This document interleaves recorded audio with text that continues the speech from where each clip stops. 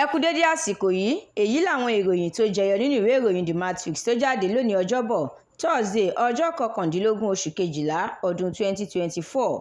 Ẹniọlá Sálíù lórúkọ mi.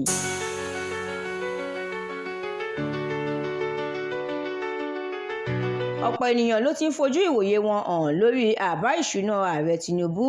Àjọ Center for the Promotion of Private Enterprises (CPPE) ti nàka ẹ̀bi sí bí ìjọba àpapọ̀ ṣe fẹ́ máa fi gbèsè ṣẹ̀ṣọ́ lọ́dún 2025. Àbá ìṣúná yìí kò ṣàǹfààní fún aráàlú, bẹ́ẹ̀ ni kò sí ìrètí ọjọ́ iwájú tó dára lórí ẹ̀ rárá. Ẹgbẹ́ òṣèlú PDP ló sọ bẹ́ẹ̀.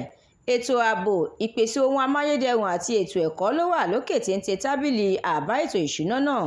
Ọjọ́ burúkú èṣù ò lè mú mi lọ́jọ́rú ọjọ́ Wednesday ọ̀sẹ̀ yìí pẹ̀lú bí ọ̀pọ̀ ènìyàn pàápàá jùlọ àwọn ọmọdé ṣe tẹra wọn pa ní ìpínlẹ̀ Ọ̀yọ́. Wọ́n ti fi ọwọ́ ṣìkún òfin mú àwọn tó ṣàgbékalẹ̀ ètò náà. Gómìnà Mákindé ṣèlérí láti fojú àwọn tó wà nídìí ẹ̀ bá ilé-ẹjọ́. Lẹ́yìn wákàtí díẹ̀ tí àjọ National Bureau of Statistics (NBS) kéde pé tírílíọ̀nù 2 ó lé ní ìjọba àpapọ̀ àtàwọn ọmọ Nàìjíríà ti fi gba àwọn èèyàn sílẹ̀ lákàtà àwọn ajínigbé, níṣe làwọn karambà ní orí ayélujára gba ojú òpó ayélujára ọ̀hún. Gómìnà ìpínlẹ̀ Ọ̀ṣun Adémọ́lá Adélékè ti dáríjì ọmọ ọdún 17 tí ilé-ẹjọ́ ní kí wọ́n lọ yẹgi fún.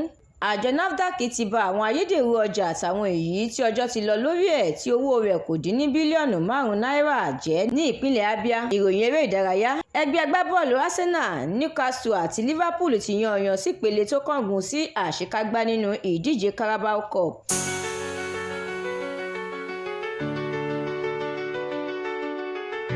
Èyí làwọn ìròyìn tó jáde láti ní ìwé ìròyìn The Matrix lónìí. Ẹ darapọ̀ kẹ́sì tẹ̀lé wa láti jẹ̀gbádùn àwọn ìròyìn lóníranran síwájú sí i. Àdúrà Mọ́mi Balógun ló ṣe òǹgbùfọ̀ ìròyìn yìí. Ẹniọlá Sálíù lórúkọ mi.